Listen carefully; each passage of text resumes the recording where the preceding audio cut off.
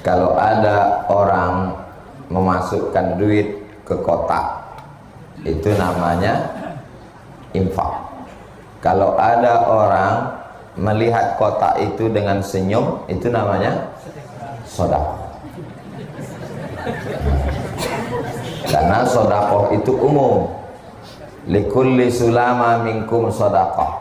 Setiap tulang-tulang sendi ini sedekah.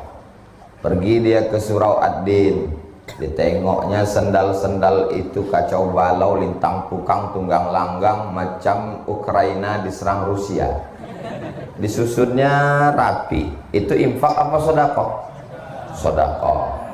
Pergi dia ke Surau Ad-Din, ditengoknya habis kena hujan tenda-tenda, lalu diluruskannya lagi, dibersihkannya lagi. Itu infak apa sedekah? Itu namanya sedekah.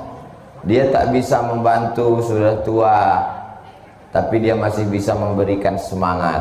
Anak-anak muda, kalian semangat ya. Itu infak apa sedekah?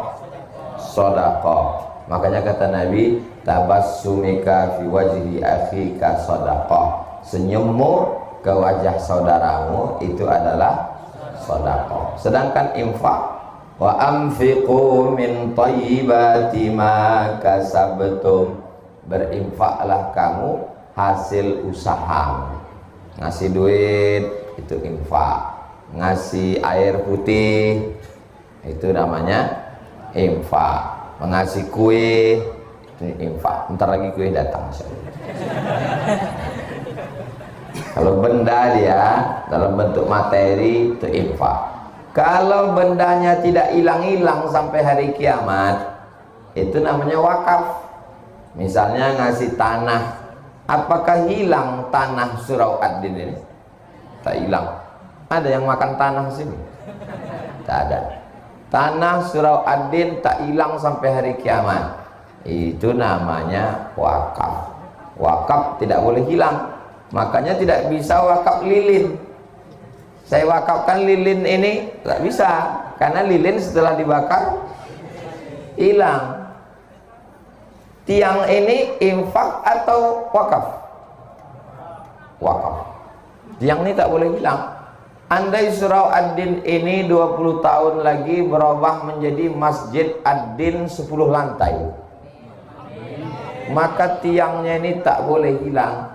Tiangnya ditumbangkan, tetap dijadikan lantai pondasi dasar. Tak boleh hilang tiang, karena dia wakaf. Orang dulu menyerahkan duit ke Surau Ad-Din ini, akadnya adalah wakaf. Barang wakaf tak boleh hilang. Jadi kalau ada renovasi masjid, semua yang ada di masjid itu mesti balik. Andai terpaksa mesti dijual, duitnya tetap balik lagi ke masjid. Tak boleh hilang. Ini diantara perbedaan antara wakaf, infak, sedekah. Kalau zakat Pak Ustaz, kalau zakat wajib. Infak, wakaf, sedekah itu sunnah. Kalau zakat dia wajib dan ada haulnya setahun sekali dan ada nisabnya, ada batasnya. Kalau zakat, wakaf, infak tak ada batasnya. Misalnya punya kambing 40 ekor, maka dikeluarkan zakatnya 1 kambing. Punya onta 5 ekor, dikeluarkan zakatnya 1 kambing. Punya emas 85 gram, dikeluarkan zakatnya 2,5%. Katanya ada emas yang tak dizakati Pak Ustadz. Ada, Mas Parno, Mas Paijo. Mohon maaf Mas Jantis. Nah, inilah dia 4 yang mesti dibedakan: zakat, wakaf, infak, sedekah. Jadi nanti kalau anak ibu, anak bapak bertanya, mak ya, apa beda zakat, wakaf, infak, sedekah? Udah dijelaskan Ustaz Somad itu tadi, cuman aku tak bisa ngulangnya lagi. Tak apa-apa kata dia. Aku tadi tak dapat tempat duduk, jadi itu pikirkan semuanya. Mudah-mudahan semua kita ini selalu dalam rahmat Allah SWT. Keutamaan infak dan sedekah. 1. As-sadaqatu tadfa'ul bala. Sedekah menolak bala. Andai kita ditakdirkan hari ini menabrak seekor ayam, tertulis di Lauhil Mahfuz. Hari ini, hari apa ini? Hari Sabtu, bahwa kamu dalam perjalanan ke Concong menabrak seekor ayam, lalu kemudian bersedekah, maka dihapus, tak jadi menabrak ayam. Janji Allah SWT disampaikan Nabi Muhammad SAW. As-sadaqatu tadfa'ul bala. Makanya orang tua-tua kita dulu selalu mengatakan sedekah tolak bala. Makanya kalau udah sedekah tolak bala, makan aja.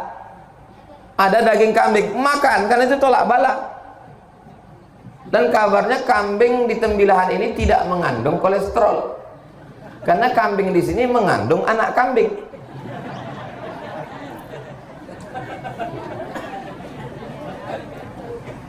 Kita selalu minta tangannya begini ya, begitu tolak bala langsung berbalik. Allahumma dafa'anal ghala wal waba wal bala wal riba wasyuyufal mukhtalifata wasyada'ida wal mihan. Menolak segala bala. Dia lupa ada satu lagi cara menolak bala adalah apa pula bersolawat. Solawat betul juga, tapi tema kita ini bersodakoh. Salawat bagus, tapi tema kita ini sedang bersodakoh. Kadang orang-orang pelit nih kalau begitu dibelok-belokkannya biar tak keluar duit. Apa tak sanggup Allah Subhanahu wa ta'ala menurunkan emas 3 ton di halaman surau Ad-Din ini? Innama amruhu idza arada syai'an ayaqula lahu kun. Sanggup, mudah bagi Allah. Kenapa tak diturunkannya? Ujian. Ada orang diuji kakinya datang ke surau, buktinya lulus. Ini jamaah Tembilahan diuji kakinya untuk datang ke surau Ad-Din, becek-becek, hujan-hujan, pagi-pagi, dingin-dingin, lulus. Datang dia kemari. Sampai kemari di luar pula. Tak merajuk dia, tetap bertahan.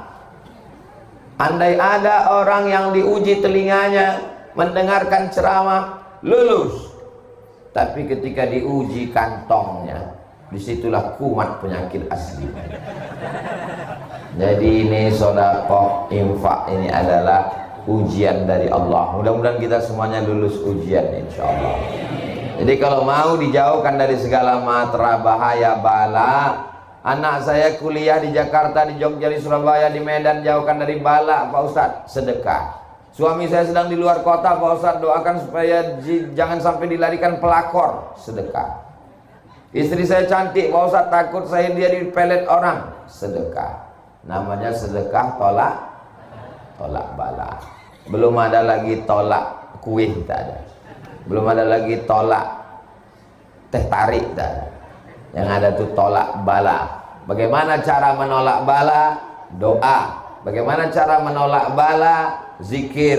Bagaimana dengan cara menolak bala? Kata Nabi, idza ra'aitum, kalau kamu menengok ada bala, musibah datang, maka kata Nabi, fatasaddaqu, maka bersedekahlah kamu.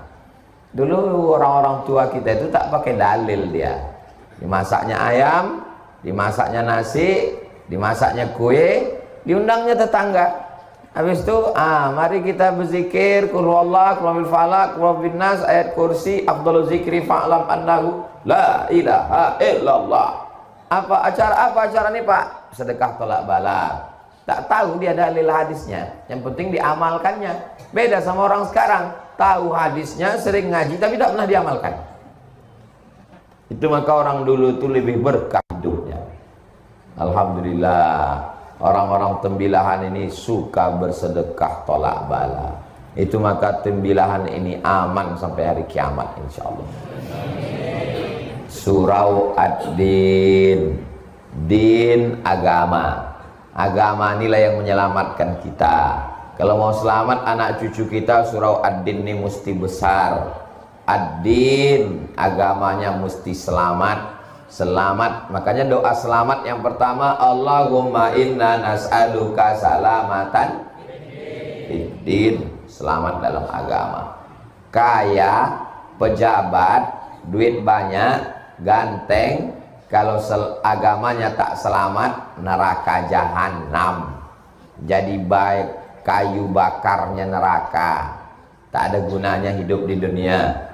Waquduhan nasu wal hijarah, bahan bakarnya neraka itu nas, manusia, wal hijarah, batu. Nas, manusia, orang kafir. Hijarah, batu, batu-batu berhala yang disembah. Makin besar batu-batu patung itu dibuat, semakin membuat kobaran api neraka. Alhamdulillah di Tembilahan tak ada patung di Tembilahan, tak ada. Manusia mematung banyak di luar di sana. Bapak Ibu yang ada di dalam surau Ad-Din, jangan menyepelekan saudara kita yang ada di luar. Boleh jadi mereka lebih dulu masuk surga daripada kita. Jamin kan orang tuh. Awas Bapak Ibu. Subhanallah. Itu yang pertama. Yang kedua, kata Nabi SAW, dawu mardakum bis sadaqah, obati orang yang sakit di antara kamu dengan sedekah. Dawu, obati, mardakum, orang yang sakit di antara kamu, bis sedekah, dengan sedekah. Datanglah orang menjumpai Imam Abdurrahman bin Mahdi ahli hadis. Lututku ini udah benanah 7 tahun tak sehat-sehat.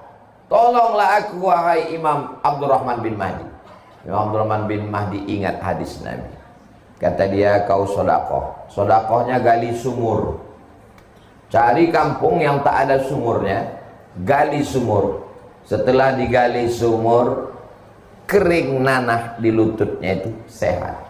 Apa hubungan sumur dengan lutut bernanah? Ternyata orang kampung habis minum berdoa, ya Allah, balaslah kebaikan orang yang bersedekah sumur ini.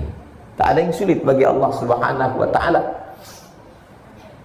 Ada orang Saudi Arabia sakit, pergi ke Amerika, medical check up dari ujung rambut sampai ujung kaki. Kata dokternya, pulang ke rumah, makan enak, tidur enak. Nanti mana tahu Bapak Ibu di Tembilahan periksa di rumah sakit, kata dokter, pulang ke rumah, makan enak, tidur enak. Itu artinya malaikat maut sudah dari Rengat menuju Tembilahan. Sudah tak ada obatnya. Malaikat maut udah di jalan. Kata dia, tak ada obatnya lagi nih Bu, pulanglah. Ingat dia hadis Nabi, dawu mardakum bisadaqah. Pulang dia ke Saudi Arabia, sedekah, sedekah, sedekah, sedekah, sedekah. Habis itu dia berangkat lagi cek terakhir. Heran dokter itu, kau makan apa? Biasa. Pakai herbal apa? Biasa, tak ada apa-apa. Tapi pesan Nabi kami, dawu mardakum bisadaqah, berobatlah kamu dengan sedekah. Cerita ini disebutkan dalam kitab judulnya Gharaib wa Taraib Sa'ah wa Sa'ah. Diterjemahkan ke dalam bahasa Indonesia, semua ada saatnya. Penerjemahnya Abdul Somad. Cari bukunya di internet. Semua ada saatnya. Abdul Somad. Buku itu bestseller, tebal. Bapak Ibu yang dimuliakan Allah SWT. Waktu saya sampaikan hadis ini di salah satu masjid, dawu mardakum bisadaqah, obati orang yang sakit di antara kamu dengan sedekah. Datanglah bapak-bapak ke tempat parkir. Ustaz Somad, hadis yang Ustaz sampaikan tadi betul. Memang betul lah. Mana pula hadis palsu ku sampaikan? Saya mengalami sendiri Pak Ustaz. Gimana? Istri saya diponis dokter kena kista di dalam rahimnya sebesar duit logam. Kalau sudah kena kista, kista ini mesti dioperasi, dibuang sama-sama rahimnya. Kata dokter, ibu dalam rahimnya ada kista, mesti dibuang. Rahimnya hilang. Menangislah si ibu karena rahimnya hilang, tak bisa hamil lagi. Suaminya senyum. Ibu tuh ingat, yang lajang pula senyum, macam paham aja kalian. Ibu tuh ingat hadis Nabi, dawu mardakum bisadaqah, obati yang sakit dengan sedekah. Dia pun bersedekah, diundangnya anak yatim, fakir miskin. Lalu kemudian dia cek lagi, rupanya kista itu mengerut, hilang. Kata dokter, ibu nggak perlu operasi, rahimnya sehat dan bisa hamil lagi. Ibu itu tersenyum, bapak tuh pula menangis. Gagal. Ini hadis ini membahagiakan untuk ibu-ibu tapi mengecewakan untuk bapak-bapak. Dawu mardakum bisadaqah, obati orang yang sakit dengan sedekah. Ini tema subuh ini luar biasa ini. Kenapa saya heran? Kenapalah surah Ad-Din ini judulnya keutamaan infak dan sedekah? Lama saya berpikir, rupanya surau ini punya utang 130 juta. Jadi nanti saya tidak mau dapat kabar hebat pengajian di surau Ad-Din kemarin. Gimana? Sampai jamaahnya melimpah tak dapat tempat dulu. Itu apa beritanya, layar di luar tuh biru aja?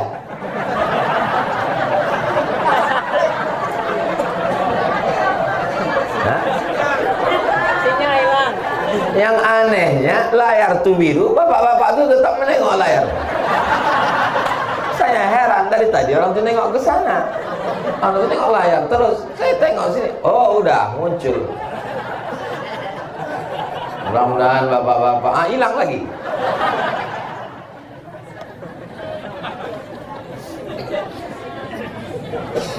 Bapak Ibu yang dimuliakan Allah Subhanahu wa taala. Kadang kita ceramah di masjid yang besar, megah, mewah, tapi jamaahnya tak ramah, tak ada senyum, mukanya ketat, orang-orang stres semua. Di surau Ad-Din ini kecil, tapi hati kita bahagia.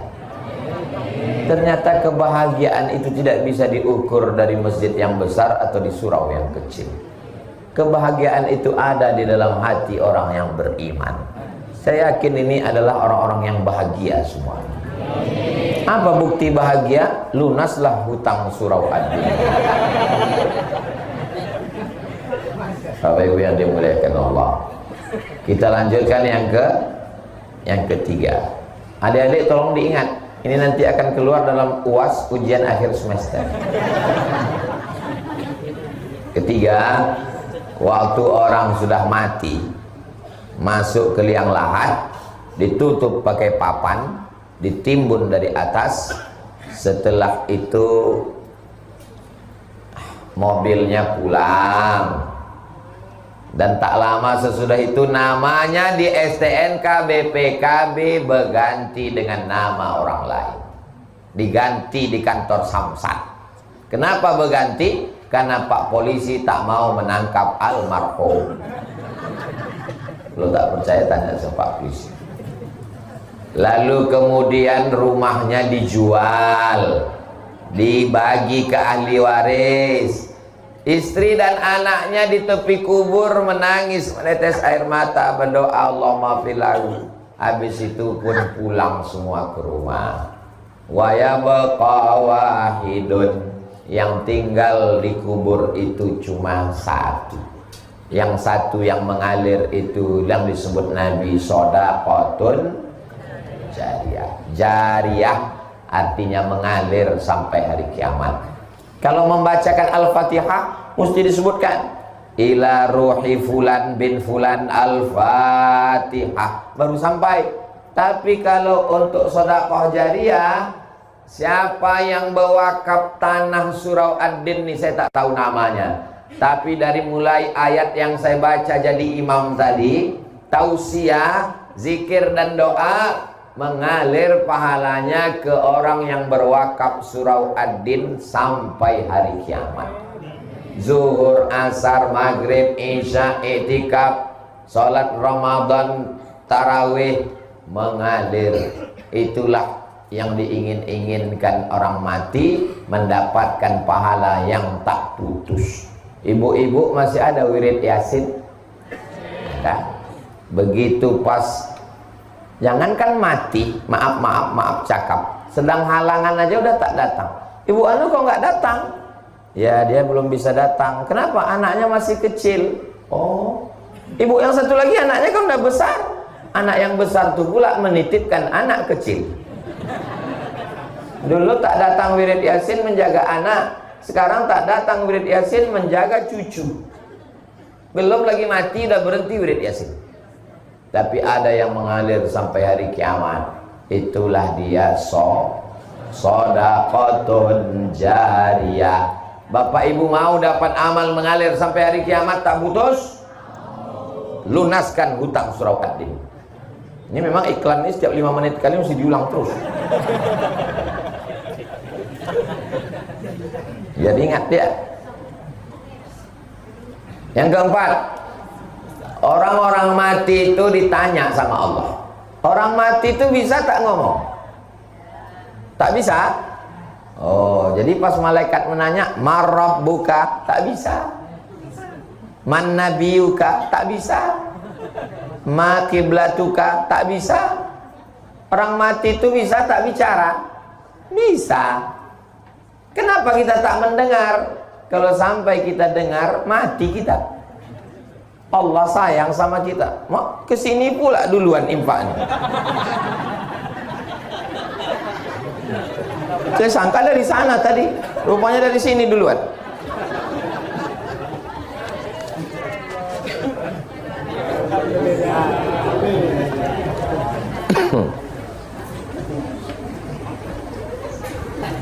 Saya walaupun pakai kain itu tak pakai celana di dalam. Itu makan dompet saya di dalam. Orang-orang mati itu ditanya Allah Subhanahu wa ta'ala, "Hei mayat-mayat, jenazah-jenazah, maukah kalian hidup lagi?" Ditanya Allah Ta'ala. Apa kata orang mati itu menjawab? Jawabannya ada dalam Al-Quran.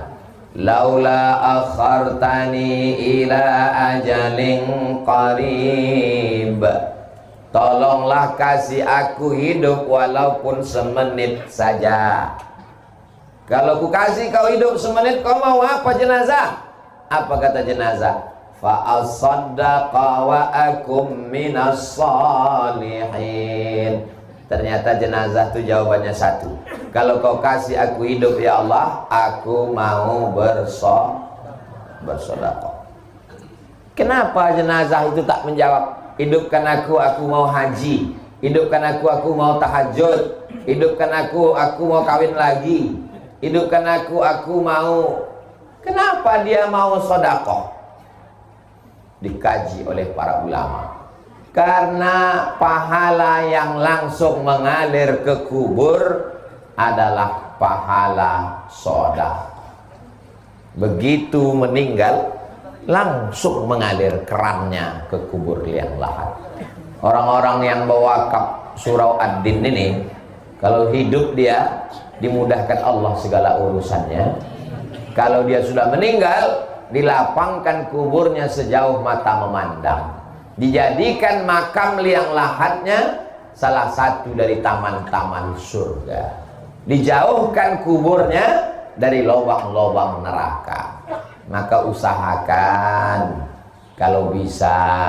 Kalau tak bisa ya tak apa-apa. Saya kan ustadz, saya tidak bisa memaksa. Saya tidak bisa bawa pedang subuh ini lalu sedekah. Kalau tak sedekah aku pancung nanti. Oh, tak bisa.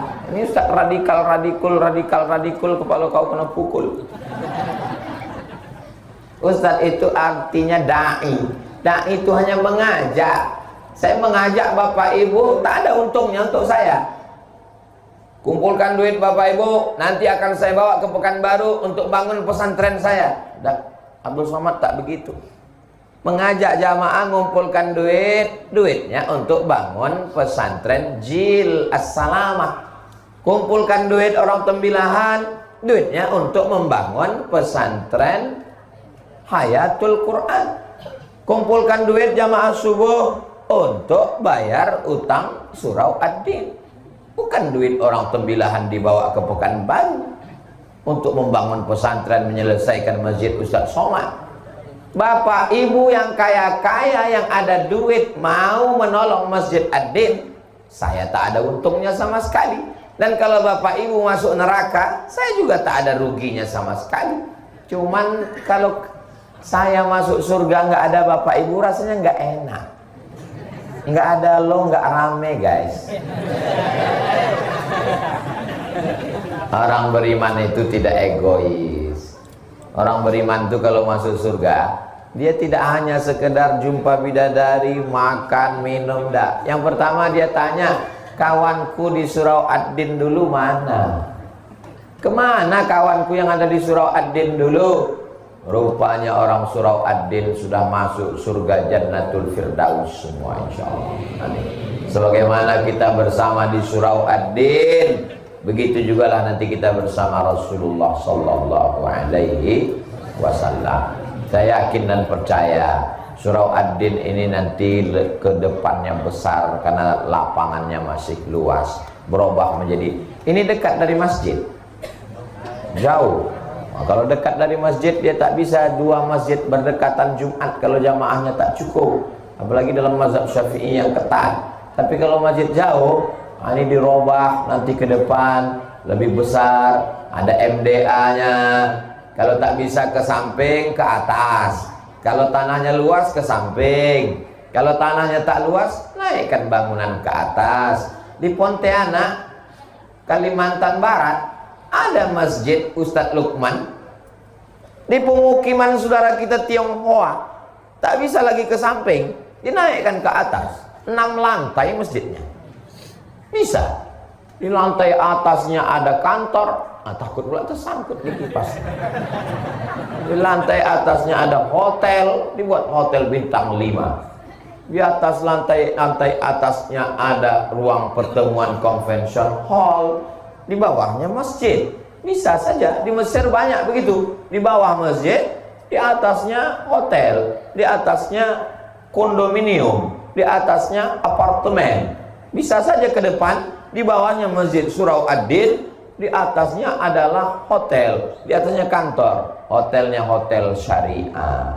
Sehingga Ustadz Somad nanti kalau ceramah ke Tembilahan, Ustadz-Ustadz yang datang dari Pekanbaru, dari Banjarmasin, dari Banjarbaru, yang datang ke Tembilahan, dia tidak lagi tinggal di hotel, tapi tinggalnya di hotel syariah di atas Surau Ad-Din, insya Allah. Amin.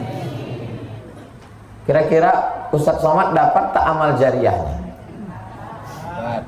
Dari bunyinya macam-macam tak setuju. Bapak Ibu yang dimuliakan Allah, saya datang ke Surau Ad-Din ini menumpang tuah. Kalau kata orang Melayu, menumpang tuah. Yang bertuah itu orang Surau Ad-Din. Datang saya menumpang tuah, sehingga kalau mengamal amal jariah dapat setetes dari Jilus Salama, dapat setetes dari Surau Ad-Din, dapat setetes tah dari mana amal jariah mengalir itu.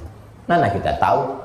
Kita tak tahu tah mana doa orang-orang yang soleh, yang ikhlas ini yang menembus pintu langit sehingga kita masuk ke dalam surga Allah. Makanya jangan kita zolimi orang, jangan aniaya orang, jangan susahkan orang. Termasuk ceramah jangan panjang-panjang. Udah tahu orang tegak berdiri, panjang-panjang ceramah, tak didoakan orang nanti. Iya kan, Bo? Iya kata Ibu tuh. Makanya Ustadz Junaidi tadi udah dibatasinya 6.15 selesai. Supaya apa? Supaya bapak ibu yang di luar, yang basah kena hujan, dia tahu, ditengoknya handphone. Oh, jangan kita bubar, 5 menit lagi, sabar-sabar. Kalau banyak orang ceramah sekarang tak tahu selesainya entah jam berapa. Akhirnya langsung dia update status, kapan berakhir penderitaan ini. Berikutnya yang ke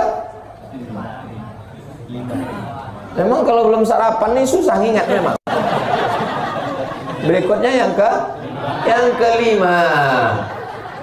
Yang kelima, Bu. Nah, setelah kita masuk ke liang lahat, mengalir dapat amal jariah, akhirnya ditiupkan sangkakala. Waktu ditiupkan sangkakala, bangkit kita dari kubur. Idza samaa'un fatarat, langit terbelah. Wa idzal kawakibun tasarat, planet bertabrakan. Wa idzal biharu fujjirat, air laut naik ke darat. Wa idzal quburu bu'athirat, semua yang dikubur dibangkitkan. Bangkitlah kita semua dari kubur.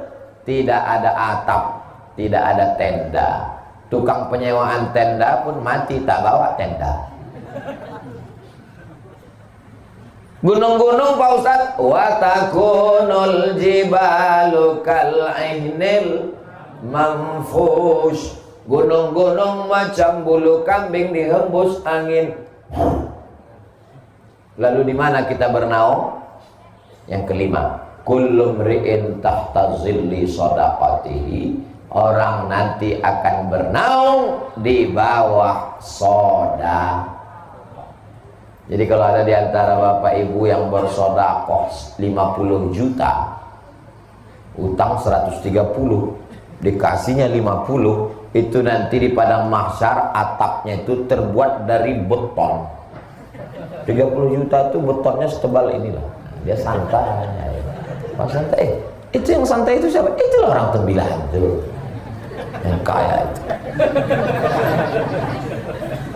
Kalau yang bersedekah 10.000 Pak Ustadz, payung lah. Datang angin kencang naik dia ke atas. Kalau yang 5.000 Pak Ustadz, kardus. Kalau yang 2.000 Pak Ustadz, koran. Kalau ada yang mau masukkan tadi ke kresek tadi 2.000, nah nanti nampak tuh di akhirat. Nah itu dia. Kullu mri'in tahta zilli shadaqatihi, semua orang akan bernaung, berlindung, beratap di bawah ada yang tenggelam dengan keringatnya sampai ke lutut, ada yang tenggelam karena keringatnya sampai ke pinggang, ada yang tenggelam karena keringatnya sampai ke leher. Kepanasan di padang mahsyar. Datang mereka menghadap ke Nabi Adam. Adam, tolong menghadap Allah, kami tak tahan lama-lama menunggu. Kata Adam, aku tak sanggup menghadap Allah, aku malu. Dulu kata Allah, jangan makan buah kuldi, ku makan juga. Datang mereka menghadap ke Nabi Nuh. Kata Nabi Nuh, aku malu menghadap Allah karena anakku Kan'an mati tenggelam kafir. Mereka datang menghadap ke Nabi Isa. Kata Nabi Isa, aku malu. Mereka membuat patung menyembah aku. Akhirnya mereka datang kepada Sayyidina wa Maulana wa Syafi'ina wa Zufrina wa Qurrati a'yunina Muhammad sallallahu alaihi wasallam. Itulah mengapa kita generasi yang terakhir, kalau bahasa tembilahannya last edition. Kita memang umat yang terakhir, umat yang paling kecil, umat yang paling pendek, umurnya paling singkat, tapi kita lebih dulu masuk surga. Kenapa? Karena Nabi kita lah yang berani menghadap Allah Subhanahu wa ta'ala. Jadi selama beribu tahun di padang mahsyar itu, siapa yang menyelamatkan kita? Di mana kita bernaung? Kata Nabi, kullu mri'in tahta zilli shadaqatihi, setiap orang bernaung di bawah sedekahnya. Beruntungnya orang yang membangun surau Ad-Din ini, maka nanti ketika dia menghadap Allah di padang mahsyar, dia di bawah naungan sedekahnya. Bertuahnya orang yang bersedekah subuh ini, maka ketika nanti di padang mahsyar dia bernaung di bawah sedekahnya, insya Allah. Berikutnya yang keenam. Yang keenam itu adalah, kata Nabi sallallahu alaihi wasallam, ma min muslimin yusbihu, kalau ada orang Islam yang nyawanya sampai subuh. Kita nyawa kita sampai tak subuh nih? Karena sampai inilah kita hidup. Kalau tak sampai udah mati kita tadi malam. Datang saya melayat jenazah. Gimana suami ibu malam tadi? Malam tadi dia tidur Pak Ustadz, nonton TV, megang handphone. Sebelum itu cerita-cerita kami sempat ketawa-ketawa. Terus pas jam 3 tuh kami biasa tahajud. Saya bangun ini dia, bang tahajud. Saya pegang pipinya dingin. Rupanya udah meninggal jam 1 tuh Pak Ustaz. Biasanya yang mati mendadak itu kena serangan jantung. Jantung ini kan asal berhenti jantung tuh berdegup, mati. Mana pernah kita dengar si anu meninggal kenapa? Kena kurap. Mana ada? Saya serius ini.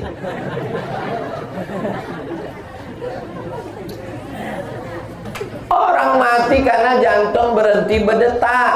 Kalau jantung berhenti berdetak, darah tak mengalir. Kalau darah tak mengalir ke otak, semua organ tubuh ini mati. Bensinnya tak jalan.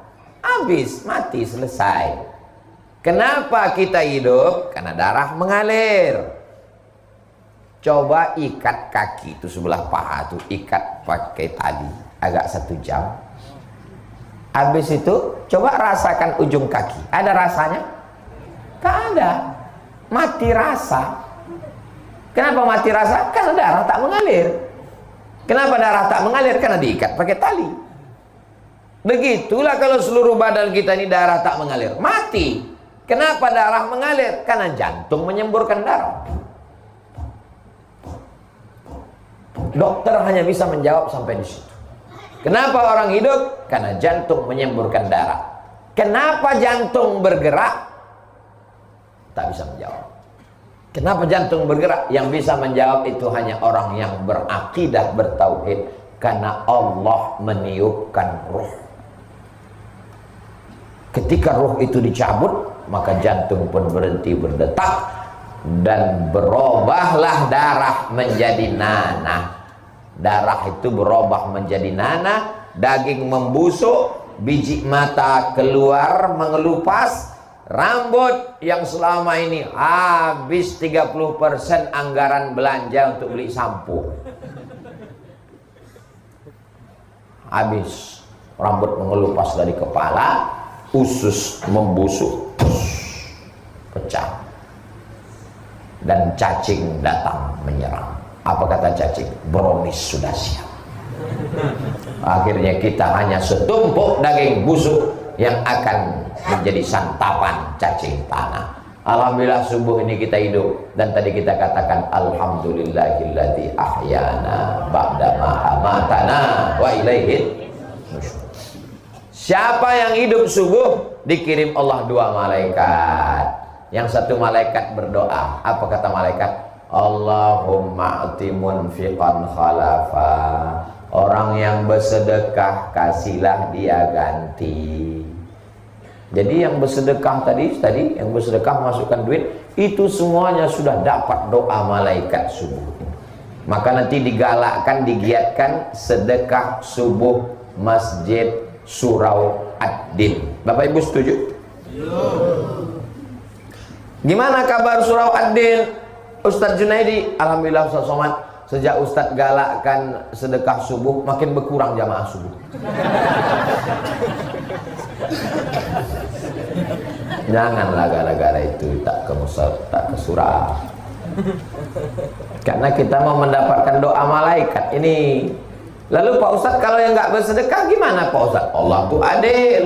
Yang nggak bersedekah dikirim Allah malaikat satu lagi. Berdoa juga, didoakan juga. Bunyi doanya, Allahumma ati mumsikan talafa. Yang tak bersedekah binasakanlah dia. Jadi yang tak bersedekah tadi, yang waktu kok kresek lewat dia pura-pura khusyuk mendengar pengajian. Saya terus terang tak bisa membela. Kalian tengok aja lah nanti sampai sore. Biasanya binasanya itu berawal dari pertama sendal hilang, habis itu helm hilang, terus lama-lama laki hilang. Doa malaikat itu pasti kabul. Ini hadisnya sahih nggak Pak Ustaz? Hadisnya ada dalam Sahih Al-Bukhari, ada dalam Sahih Muslim. Hadis tersahih dalam Ahlus Sunnah wal Jamaah. Allahumma ati munfiqan khalafa. Setiap subuh. Tapi subuh ini saya nggak bawa uang Pak Ustaz. Cincin kami terima.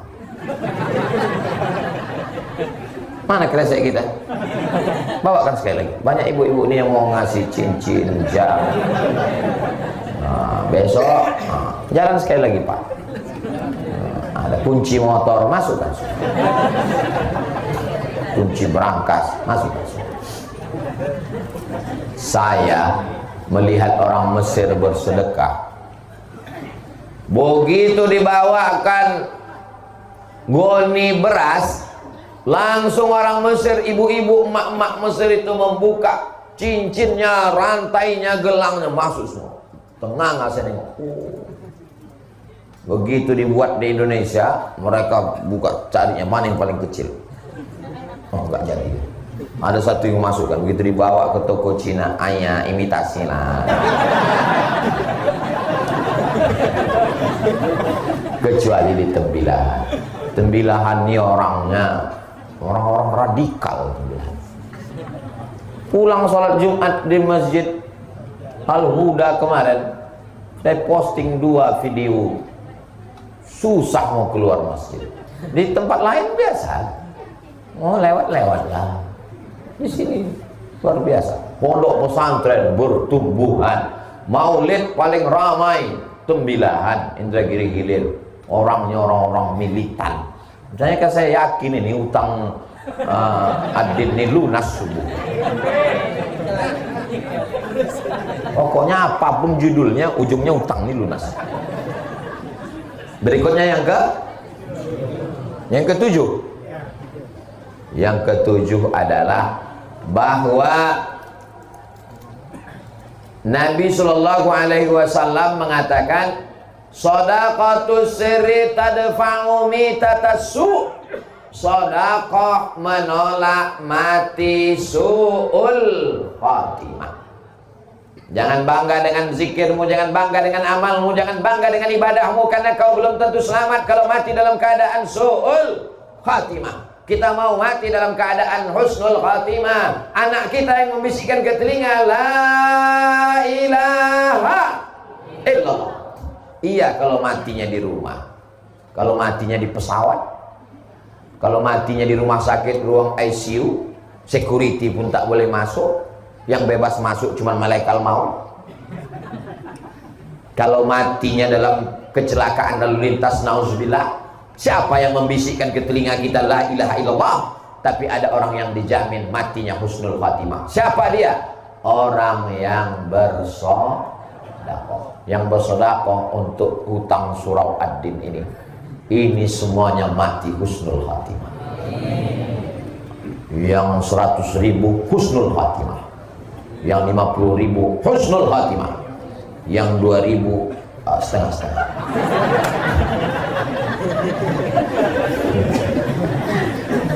Husnul khatimah insyaallah.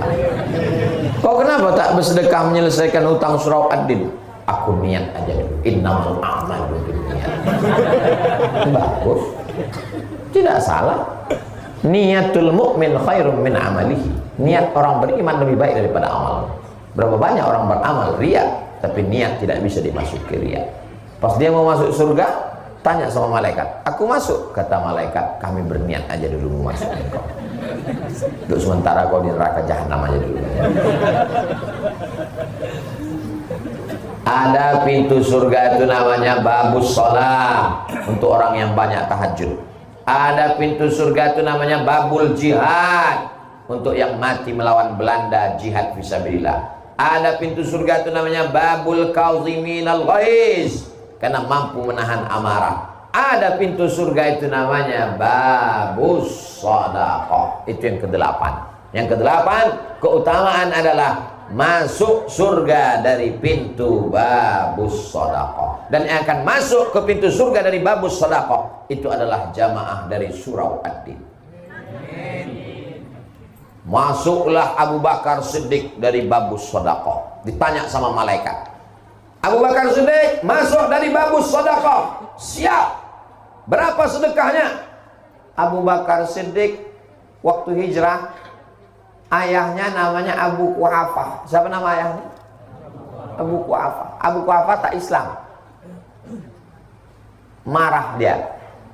Asma itu nama anak Abu Bakar. Asma yaitu Mana emas Abu Bakar? Emas Abu Bakar ada tuh. Mana emasnya? Aku curiga emasnya sudah dibawa pergi sama Muhammad. Ada tuh. Mana emasnya? Datang Asma, dimasukkannya batu ke dalam kain. Ini dia tuh, dipegang. Abu Quhafa ini buta. Pegang. Oh, masih ada. Padahal emas itu sudah habis untuk hijrah bersama Rasulullah SAW. Abu Bakar masuk surga dari babul, walaupun dari pintu mana dia masuk terserah, tapi dari babus sodakoh dia masuk. Berapa sedekah dia? Sebesar batu. Kira-kira kalau emas sebesar batu itu berapa gram itu? 1 kilo lah paling tidak. Lalu bagaimana dengan Utsman bin Affan? Utsman bin Affan mewakafkan hartanya fisabilillah bermiliar-miliar kalau dihitung sekarang. Tiba-tiba ada satu orang dari Tembilahan mau masuk surga dari babus sholawat. Ditanya malaikat, apa yang kau berikan? Aku ikut melunasi hutang surau Ad-Din. Kata malaikat, masuklah. Cuman nomor antriannya agak panjang sih. Tak apa-apa, yang penting masuk surga. Daripada STJ, status tak jelas. Semua kita ini pasti masuk surga. Man qala la ilaha illallah Muhammadur Rasulullah dakhala jannah. Siapa yang mengucapkan la ilaha illallah Muhammadur Rasulullah masuk surga. Berikutnya yang ke 9, terakhir. Jadi nanti judulnya 9 keutamaan infak dan sedekah. Mantap. Yang ke-9 adalah kata Nabi SAW, as-sadaqatu tudfi'u ghadabar rabbi kama tudfi'ul ma'an nar. Sedekah memadamkan murka marah Allah seperti air memadamkan api. Api yang bergelora dipadamkan oleh air. Begitulah Allah tak jadi marah sama orang yang pelaku dosa gara-gara sedekah. Kau sudah bertobat, aku sudah sholat sunat taubat. Kau sudah bertobat, aku sudah beristighfar. Kau sudah bertobat, aku sudah berbuat baik. Ada satu yang belum kau lakukan. Apa dia? Bersedekah. Inilah Pak Ustaz, saya bingung ini. Kemana lah duitnya saya campakkan? Lunasi hutang-hutang surau Ad-Din. Karena saya udah tak sampai hati menengok Pak Ketua itu, yang lah wajahnya. Beda, saya kan senyum tuh. Saya pun senyum tuh karena belum dikasih tahu judul ceramah. Seandainya waktu dipoto itu dikasih tahu utang surau Ad-Din 130, mungkin saya tak sanggup juga senyum. Tapi insya Allah sekali lagi nanti saya datang ke surau Ad-Din ini akan ada secercah senyuman dari menjadi ketua surau ini tidak ada untungnya, menanggung beban di hadapan Allah Subhanahu wa taala, beban pikiran. Jadi mudah-mudahan kita subuh ini mengurangi beban Pak Ketua, dan tidak ada untungnya bagi Pak Ketua, dan tidak ada untungnya bagi Ustaz Abdul Somad. Ini semuanya adalah untuk bekal kita nanti menghadap Allah Subhanahu wa taala. Itulah yang dapat saya sampaikan pada subuh ini. Jangan kemana-mana, kita lanjutkan setelah yang satu ini. Langsung doa. Allah hazihin niyah, mudah-mudahan keluarganya diberi sakinah mawaddah warahmah, anak-anak soleh dan soleh, suami yang belum dapat hidayah dibukakan pintu hidayah, istri yang belum bertudung belum sholat dibukakan pintu hidayah, negeri kita dijadikan baldatun thayyibatun wa rabbun ghafur. Ala hazihin niyah, al-fatihah.